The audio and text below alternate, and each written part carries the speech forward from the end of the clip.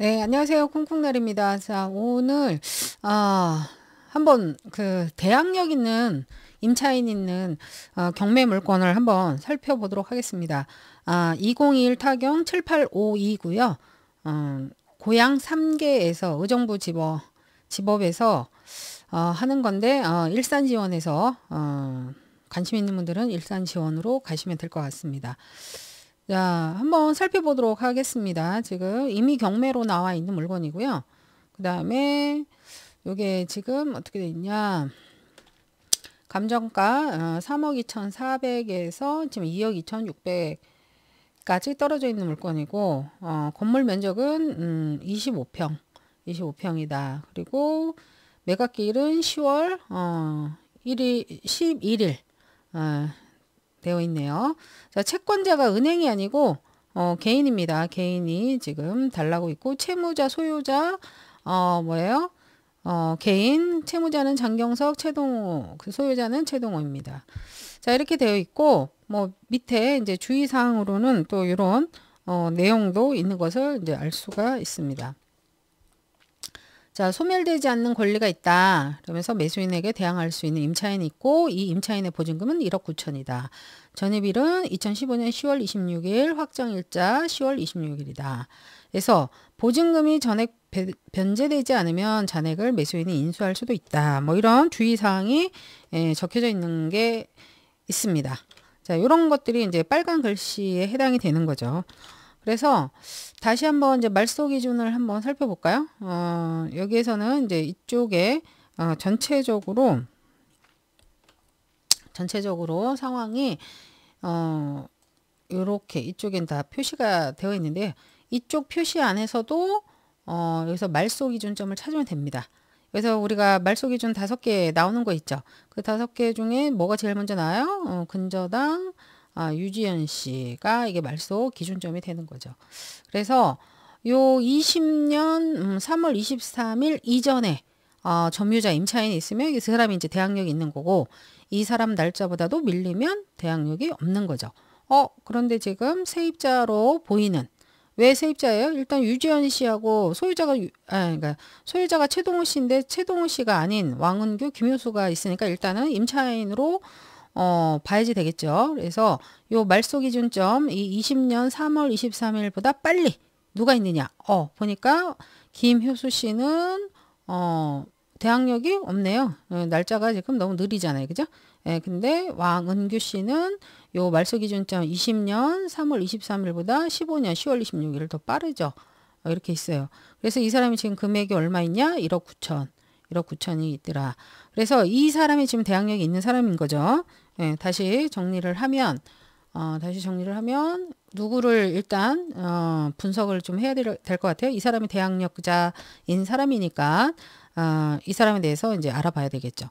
자, 여기서 살펴봤더니 일단 대항력 15년 10월 26일, 확정일자도 10월 26일. 근데 뭐가 없는 것 같아요? 확정이 없죠. 확정이 없어요. 확정이 없어서 이게 뭐지? 이 사람은 확정이 없는 게 아니라 저 배당 신청을 안 한 거죠. 그래서 왜 배당 신청을 안 했지? 라고 해서 살펴봤더니 어디에 있어요? 이 임차권을 등기하고 등기했더라. 이렇게 볼 수 있죠. 그래서 보통의 통상의 경우 임차권을 등기하고 거기에 살 수도 있지만 보통의 경우 많이 우리가 임차권이 뭐예요? 그러니까 주인이 임차 만료가 끝났음에도 불구하고 돈을 돌려주지 않을 때 그랬을 때 임차권을 등기하고 이사를 가게 되면 어떻게 돼요? 계속 내가 임차인으로서의 자격 유지가 된다라고 우리가 이제 배웠잖아요. 그래서 이 사람은 지금 임차권을 이렇게 등기를 해놓고 이제 이사를 한 것 같은 느낌이 좀 들어요. 뭐 현장에 가서 확인을 해봐야 되겠지만, 그래서 임차권을 등기했다라는 건 결국은 뭐냐? 이런 경매가 나왔을 때 내가 배당 신청을 한 것으로 본다. 이렇게 해석을 해도 무방합니다. 그래서 결론은 여기서 배당 신청을 따로 별도로 하지 않았지만 이 임차권 등기 자체가 자동 배당이기 때문에 배당 신청을 한 것으로 본다. 그래서 결론은 뭐예요? 이 임차인 왕은규 씨는 전입, 확정, 배당까지 다 해놓고 간 상황이다. 이렇게 보시면 이제 되겠죠. 그러면 결국은 여기에서 가장 먼저 돈을 받을 수 있는 사람은 누구냐? 누구인 것 같아요? 왕은규 씨일까요? 아니면 근저당을 잡은 유지연 씨일까요? 아까도 얘기했지만 누가 더 빨라요? 날짜상으로? 그리고 이 사람은 지금 확정까지 지금 받은 사람이잖아요. 예, 그래서 제일 1순위는 이 사람부터 만약에 이제 낙찰이 되면 이 사람부터 돈을 받기 시작을 하겠죠. 1억 9천. 그 뒤부터 나머지 밑으로 이렇게 쭉쭉쭉 내려가면서 배당이 되는 겁니다. 그럼 결론은 뭐예요? 이거는 어떻게 보면 낙찰가가 정해져 있는 사건이라고 봐도 되죠. 1억 9천. 그러니까 가령 이게 설령 만약에 가격이 뚝뚝뚝뚝 떨어져서 1억 5천에 낙찰이 됐어도 1억 5천은 어디서 받아요? 법원에서 받긴 하겠지만 나머지 4천, 모자라는 4천은 누가 받는다? 어디서 받는다? 낙찰자한테서 이제 받게 되는 거겠죠. 그래서 결론은 이거는 금액을 적게 낙찰이 되나 크게 되나 1억 9천에 대한 거는 이 세입자가 다 받고 나갈 수 있는 부분에 어떤 권리가 있다. 이렇게 보셔도 돼요. 그럼 우리가 그럼 선생님 이게 대항력이 있으니까 좀 무서우니까 함부로 덤비면 안 되지 않나요? 이렇게 이야기할 수도 있는데 그거는 이제 이 물건의 가치를 보고 판단을 해야 되겠죠. 지금 현재 일단 느낌적인 느낌으로 우리가 봤을 때는 이 지금 감정가가 얼마예요? 3억 얼마에 됐어요? 3억 2,400에 지금 감정이 됐잖아요. 그죠? 네, 3억 2,400에 됐어요. 그렇기 때문에 최소한 1억 9천 이상은 넘을 것이라는 뭐 느낌적인 느낌이 오겠죠. 그래서 충분히 아마도 얼마에 낙찰이 될지 모르겠지만 1억 9천 이 임차인은 다 받고 나갈 것이다. 즉 낙찰자는 인수할 것이 없다라고 예측이 가능합니다. 그래서 한번 보겠습니다. 근데 지금 여기서 하나 보니까, 그럼 선생님, 이 김효수도 임차인인데 이 사람은 그럼 어떻게 되나요? 이렇게 하는데, 글쎄요, 여기 뭐 내용을 읽어봐서는 배당 요구를 했다가 배당 철회도 했다. 이렇게 뭐 어쩌고 저쩌고 이렇게 나오긴 하는데, 일단 이 사람과 우리 근저당 말소기준점에서는 이 전입일이랑 비교했을 때 이 사람은 대항력이 있어요? 없어요? 없잖아요. 그래서 사실은 신경 쓰지 않아도 된다. 물론 이제 실전에 갔을 때 뭐 나도 이사비 주십시오 뭐 이렇게 이야기를 하면 또 다른 형태로 돼야 되겠지만 법리적인 형태로는 대항력이 없기 때문에 사실 낙찰자가 신경 쓰지 않아도 된다. 모르겠어요. 제 생각 느낌적인 느낌으로는 이 왕은규 씨가 이사를 나가면서 이제 바로 돈을 받지를 못하니까 약간 전전세를 놓고 가지 않았나 이런 느낌을 받습니다. 그래서 이 사람이 실제에 가서 현장에 가보면 살 수도 있고 아니면 안 살 수도 있죠. 약간 유령 세입자로 그냥 얹혀놨을 수도 있고 이건 뭐 현장에 가서 확인을 해봐야 되겠죠. 근데 어쨌거나 낙찰자한테는 대항력에서 밀리기 때문에 별로 신경 쓰지 않아도 된다. 이렇게 보면 됩니다.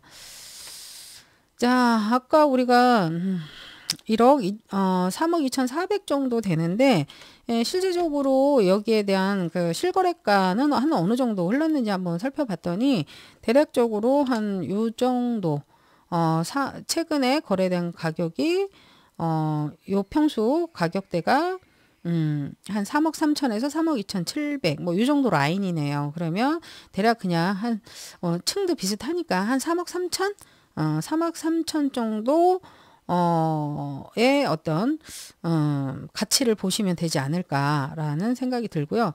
임대는 한 2억 뭐 7천에서 5천 정도 이렇게 나오네요. 임대는 전세 이렇게 이제 참고적으로 보시면 될 것 같고요.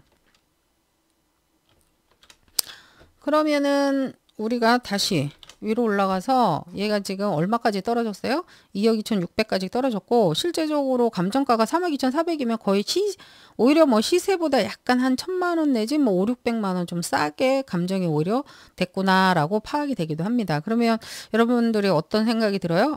이 차에는 반드시 낙찰이 되겠구나라는 생각을 가지고 있으셔야 되겠죠.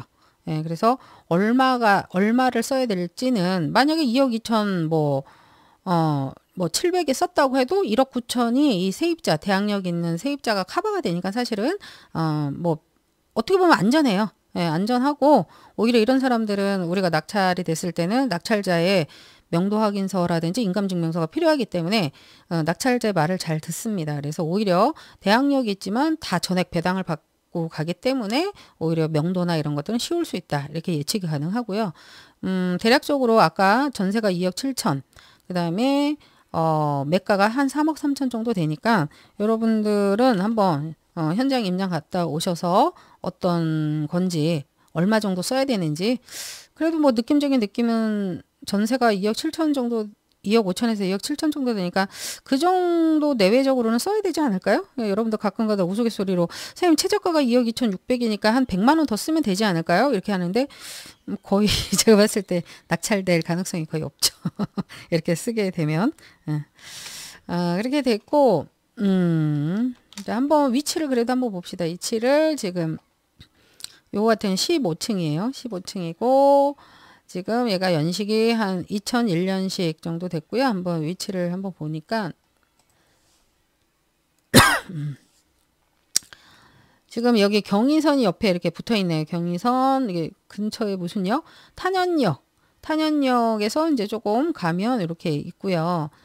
그 다음에 조금 더 줄여봤더니 이쪽에 그 GTX A 노선이 지금 움직여지고 있다. 조금 이제 차량으로는 조금 한 10분 정도 이상은 이제 가야지 GTX를 타고 갈 수는 있을 것 같아요. 만약에 출퇴근을 한다고 하면. 이렇게 되어 있고, 지금 위치적으로 봤을 때 이제 아파트, 주변 단지인데, 바로 옆에 이게 무슨 초등학교? 호곡 초등학교가 있네요. 그리고, 현재 우리가 있는 단지는 119동 이쪽이죠. 여기가 지금 전체적으로 여기 우리가 봤었을 때는 이런 것들이 이제 다 남향이에요. 옛날에 보면 다 남향 위주로 이렇게 지어졌고 거기에 이제 빈 땅이 남았을 때 이렇게 이제 동향이나 이렇게 서향으로 만들어지는데 동향으로 보여요. 그래서 그래서 요즘은 사실 햇빛이 잘 들어오냐 안 들어오냐 이런 것보다는 그저 요즘 빨래 다 건조기도 있고 이렇기 때문에 남향이다 동향이다를 보진 않고 요즘 뭘로 봐요? 많이 뷰로 보죠, 뷰. 예, 뷰가 이제 사실 포인트예요, 포인트. 그래서 그래도 이렇게 봤었을 때는 앞뒤가 그렇게 가려져 있는 듯한 느낌은 안 듭니다. 동향인데도 불구하고. 그다음에 무엇보다도 뭐가 이렇게 좋아요? 여기 이제 초등학교가 있잖아요, 초등학교. 그죠? 예, 초등학교가 있어서 바로 옆에 있고, 그다음에 중학교도 있네요. 네, 고등학교도 있네요. 이렇게 봤을 때 기본적인 어떤 학교에 대한 입지는 괜찮아 보입니다. 제 생각에는. 그래서 한번 여러분들이, 현장에 한번 가서 보시고, 어떠신지 한번 살펴보시고, 입찰가를 정하시면 될 것 같습니다. 아까 제가 추측컨대 시나리오 상으로 제 시나리오가 맞다면 명도도 그렇게 어려운 거는 아닌 것 같아 보이니 여러분들이 실거주를 하실지 투자로 하실지 또는 내가 무주택일지 아니면 다주택자인지 이런 것들을 판단하셔서 입찰을 하시면 될 것 같습니다. 자, 오늘은 간단하게 2021 타경 7852 대항력 있는 경매 물건에 대해서 한번 알아보았습니다. 여러분들 다음에 또 다시 만나 뵙길 바랍니다. 안녕.